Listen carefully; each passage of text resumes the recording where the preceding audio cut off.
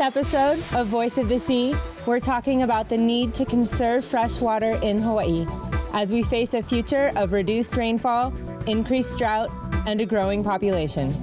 We'll learn from experts about how to protect our most precious natural resource in our homes and in our communities.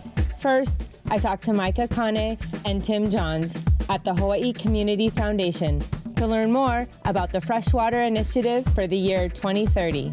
Hawaii Community Foundation recognizes, much like the Hawaiians did many centuries ago, that water is wealth.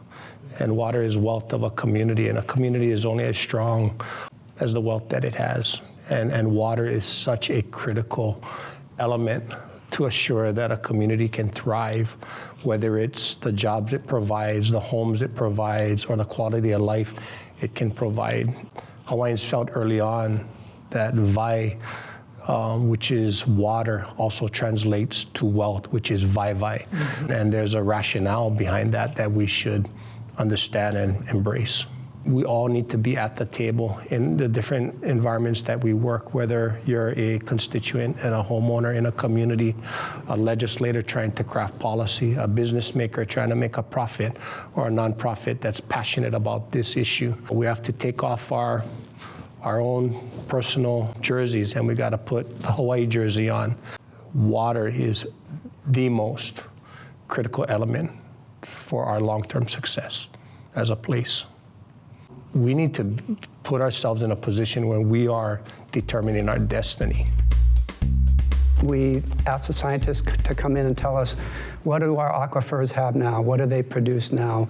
And we did an estimate of what the demand might be going forward in terms of population growth and what the impacts might be from increased development and from climate change. And then we made this estimate of 100 additional. We need 100 million gallons per day by 2030 just to keep us where we are today in terms of having a sufficient groundwater supply that's sustainable for the long term. Having that kind of sustainable groundwater supply in place will make us much more resilient no matter what happens around the rest of the world, whether the sea level rises, et cetera. Next, I catch up with Reggie Castaneres at the Plumbers and Fitters Training Center to learn about the role of plumbing in conserving fresh water. For the plumbing and mechanical industry, we're like the protectors of water. This union and our organization and what we train all our apprentices is to prepare them with the latest technology and the latest uniform plumbing codes that is the standard for our state of Hawaii in installing plumbing fixtures and air conditioning units and the fire sprinkler systems in every commercial building that'll protect the public's health and safety. Can you list for me the appliances or fixtures in a typical home that use fresh water? First of all, right now, currently, they all use potable water, and that's the problem. That's the problem. We need to adopt new systems so we can allow residential development and commercial development to be able to use different systems that would allow us to reuse our once potable water that just gets dumped into our sewer into a new reclaim system or a gray water system. And then that can be used for our irrigation, or that could be used for the toilets once it's self-treated on site. And that would save a lot of water, potable water. In a residential or a commercial setting, it runs from 34% to 90% that is potable water used on non-potable water fixtures. Just stepping back and reflecting on the idea of using the most current uniform plumbing codes to create a dual system that you can save roughly 34 to 90% of your potable drinking water. You could save our future of water. Because we're an island, the mindset is different. I cannot weld you a pipeline from another state or from Canada to bring water to Hawaii. If we don't try to preserve water, we're not going to have water.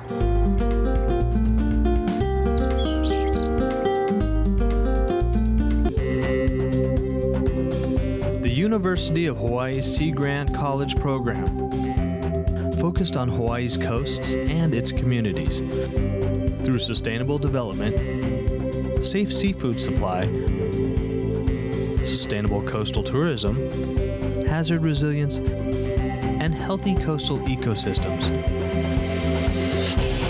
Hawaii's Sea Grant.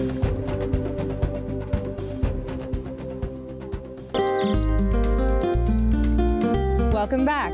I'm talking with Barry Usagawa at the Honolulu Board of Water Supply about the need to conserve fresh water amidst the increasing demands from our growing population. We just finished a water master plan back in 2016 where we identified metrics and targets on where we want to be. We assessed the entire water system, pumps, reservoirs, pipelines, treatments, all of the infrastructure, and found that we are not replacing the mains fast enough. So now we know what the high priority mains are, and we just got to get to fixing it. We have 2,500 miles of pipeline on the island. It's an aging infrastructure. We have about 340 main breaks a year, and every time the main breaks, you're losing a lot of water. But even before that, mains, as they age, they start leaking. They leak first, usually, before they blow up and turn into a main break. So we monitor what we pump and what we measure at each of the meters.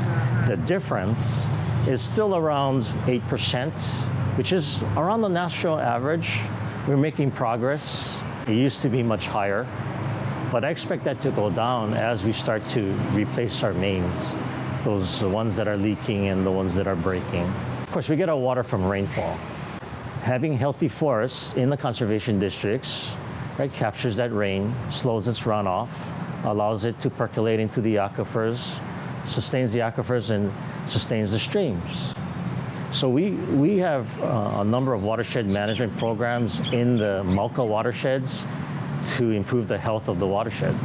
And what we're trying to do actually is, as we start to plan for the growth of Honolulu, we were searching for a model by which we could take Honolulu into the future that balances natural resource management with economic growth and conservation. We found that using the aopaʻi concept resonated with a lot of the residents, our customers. What aopaʻi does, it affects behaviors. Behaviors such as stewardship, responsibility or kuleana, what you can and cannot do or kapu, and it's around traditional customary practices. So along with the water master plan, we've created a watershed management plan that embraces aopaʻi concept, and by applying aopaʻi and defining what that means in the modern context, it is resonating with a lot of people. And we find that how Native Hawaiians sustain themselves for centuries in pre-contact Hawaii is the model for Hawaii's future.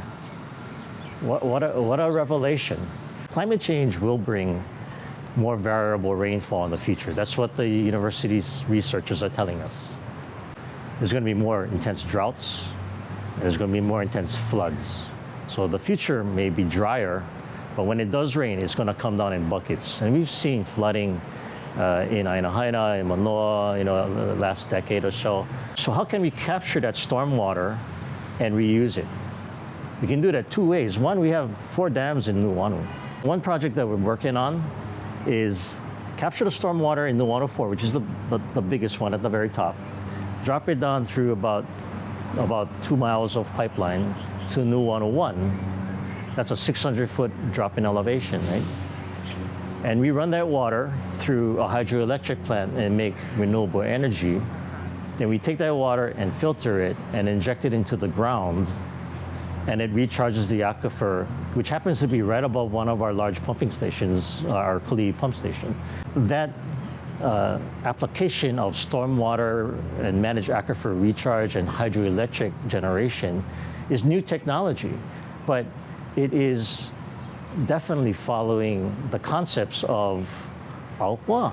It's the same values. Now that's at the reservoir level. What if you had several 100,000 rain barrels, a rain barrel in every single family home?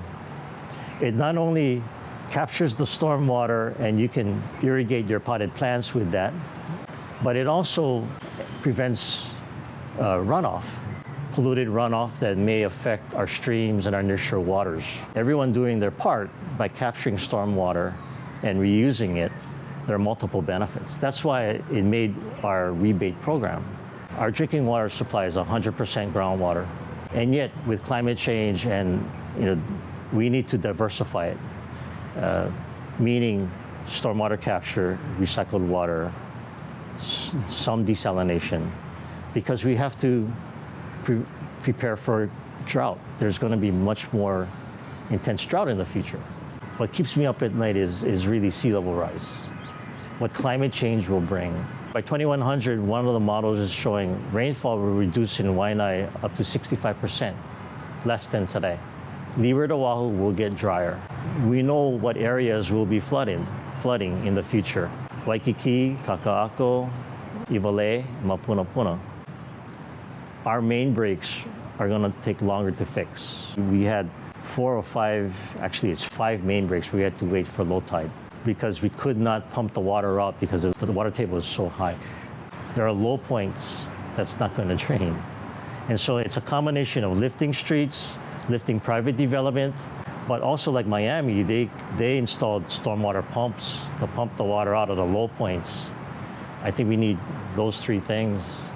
And one of the issues around sea level rise in groundwater inundation, especially in the areas of Makiki and Moiliili, there's a lot of cesspools there. And so as sea level rises, it's going to bring a lot of the contaminated water with it. The other piece is in Iwalei because it's all contaminated with oil from all of the fuel lines and fuel tanks that were there previously. We're having a big challenge in fixing main breaks when the water is full of oil. Well, when that starts to rise, it's going to bring the oil with the water. And when it runs off, it's going to contaminate the harbor. We're trying to minimize the discharges. So we wait for low tide, and then we jump in, and we got to bring the water table down in the hole, and then so we can expose the pipe and cut into it and fix it, right? Replace it. We couldn't just pump the water into drains, which we normally do. It would just have a big oil slick in Honolulu Harbor, right? So we had to truck in these tankers, 80,000 gallons of oil and water in order to fix it. And that's just going to get worse. How do you determine what is a higher priority? Waikiki, Kaka'ako, Iwalei, Mapunapuna. How do you determine which one should we work on? As sea level starts rising, more and more of urban Honolulu will be inundated. How are we going to fix the main break and restore water service? Right now, it takes us a day. Will it take us 2-3 days before people get their water back on? We need to do something now. You got sewer, drainage, you got telecom, you got power. We have to work collaboratively. And if you lift the street first and then the properties are below, they'll flood. What's the sequence? So I tip my hat to the future leaders because they're going to be faced with some tough decisions. And what are we going to leave our those generations? Are we going to leave them with a solution, or are we going to leave them with a problem? And there's some hard decisions to make around retreat from the coastal areas. In rural areas, it's easier to retreat. Urban, you have to adapt, you have to lift, because you cannot retreat. We cannot move Waikiki. We cannot move Kaka'ako. We have to adapt to that. By 2040, you have flooding 24 times a year. That's 22 years from now. We need to get going on it. And so we're trying to do our part. We are looking for a few heroes, mentors, trailblazers, innovators, a passion to change lives, spark curiosity, open hearts, and awaken minds, help students answer the question, who am I? This could be your calling, but this is no job. It's the journey of a lifetime. Be a hero. Be a teacher. Welcome back. I'm touring the Huiku Maʻoliola Gardens with Rick Barboza to learn how native plants can help conserve fresh water. When it comes to landscaping for water conservation, the term xeriscaping is always, utilized. And when people think xeriscaping, a lot of times they think, oh man, I just got to decorate my yard with rocks and cactus. Right. But that's totally not the case. Whenever you treat your landscape like you would a restoration, you're automatically turning it into a xeric garden or a xeriscape because you're matching the plants to that environment. The water requirements that would naturally occur there is what the plant needs. You don't need to do much more additional watering to the plants once they're established. Not only that, they help capture a lot of the water that otherwise would have been lost to runoff. Literally everything that we grow can be used in a xeriscape. It just depends on where that project's gonna be. People don't necessarily associate ferns with xeriscaping or koa trees with xeriscaping or ohia lehua trees. But if you're landscaping in Palolo or in the back of, Manoa, then those areas are naturally really wet. These plants and this style of landscaping contribute to a sense of place. Like really, you can't do it better than the plants. Nothing defines a place more than what grew there naturally. A lot of these plants, they're so rare because they're only found in one particular location. When we're trying to match these plants to this place, not only are you bringing out the sense of place for that area, but you're also showing the cultural identity of that place. That's always a problem when it comes to extinction and endangered species, a lot of which what we grow, unfortunately, that's the case. Whenever a plant goes extinct or an animal goes extinct, all of the cultural uses and applications that are associated with that plant or animal is also in jeopardy of being lost. And when we lose that, then we gotta replace it with something else to fill the gap. And a lot of times we can lose our cultural identity because of plants and animals going extinct. And then we homogenize it with other cultures because now we gotta borrow their plants to use it. By just putting back the right plants in the right spots can help prevent that and encourage the actual true cultural uses and identity of that area. Everything that we do boils down to water conservation. One of the things that we highly stress is having proper erosion control measures for a lot of new projects that exist and making sure that everybody has their BMPs in place, their best management practices, making sure that they keep all of their runoff on their property. The biggest threat is to have mud going into our streams when they're not supposed to. We've even turned impermeable surfaces like driveways into lawns so people can keep their driveway and use it as you would any other driveway. There's certain geotextiles that you can put in underneath of your grass. Do that. Are you talking about like those cement things where the grass grows in between? No, it's actually an underlayment underneath of your grass that protects the roots of your grass so it doesn't die when you run it over. Me and my business partner, Matt Kapaliku Sherman, we started this business in Waimanalo back in the late 90s. Our focus was really the native plants because we grew up in Waimanalo, and Waimanalo is kind of the plant nursery capital of the state. So when we both got into college, my degree's in zoology, his degree's in Hawaiian studies, wanted to put native plants in our yards. So we figured, there's tons of nurseries around us, let's go shopping. And when we go shop, what we grew up with thinking was Hawaiian really wasn't Hawaiian. And it showed in these nurseries because they weren't really growing the plants that we were reading about. When it comes to plant importance, like everybody's asked, what's your most favorite plant? And I can't say which plant is my favorite. That's not nice. And I don't really have a favorite, but I can easily tell people like which plant is most important. And it's easily ohia lehua. From an ecological and a cultural perspective, there's really no plant that that comes close, I think. Just the amount of other creatures that depend on it, including ourselves, for survival. Everything from birds that feed off of it or nest in it, to snails, to other insects, either feed off of the flowers too or might bore into it. Even the o'opu in the streams depend on ohia lehua. How? because ohia is one of the best plants at capturing water to feed our streams. And it used to be such a dominant tree in all landscapes, natural landscapes. And people often have a misconception as to thinking that ohia lehua can only grow at higher elevations or in real wet environments, which is totally not the case. You think about like new lava flows and eruptions that just happened on the Big Island. The first plant that's going to start to take over that lava flow is going to be ohia lehua. What are the physical attributes of it that help it to collect the fresh water?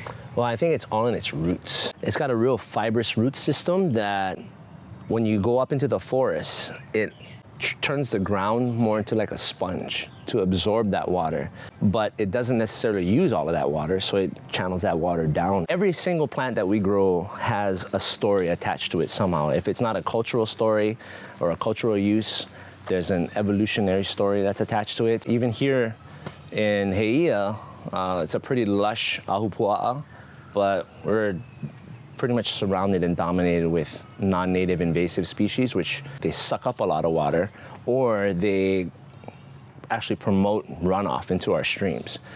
The theory behind utilizing native plants is you put plants in the ground that evolved to live in that environment. You actually help to improve the overall native community of species within the area. A lot of our native insects and birds and anything that could potentially benefit from our native plants are restricted to areas that are inaccessible to a lot of people. Every house that we landscape, we are providing little stepping stones for these animals to utilize and spread their wings to reach more area. You talked about grasses as a way to prevent erosion, but most of the time when I look around, I see non-native grass. I mean, I have non-native grass in my yard. Up until recently, that was our one limiting non-native addition to our landscaping was the lawn. We've done a lot of restorations utilizing native grasses.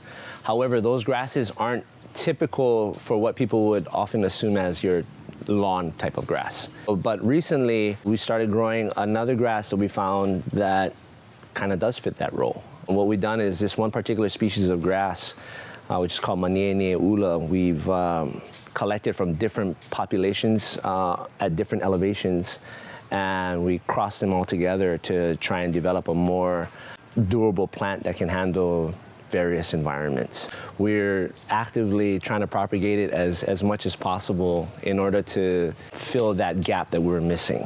And so now we're able to produce a landscape that is 100% either native or with a few Polynesian introductions. What I do is I just collect the seeds like this, and then I sprinkle them on these seed trays. And then these are all of them germinating.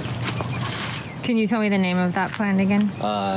Chrysophaean aciculatus. And it's a native grass. It's a native, it's an indigenous, it's classified as indigenous. And its Hawaiian name is Maniene ula, or Pili Pili ula, or Pi'i ula, but I just call it Maniene ula. We all play an important part in conserving fresh water. You can help by using smart landscaping practices, reducing leaks, and using efficient fixtures. Mahalo for watching. Voice of the Sea.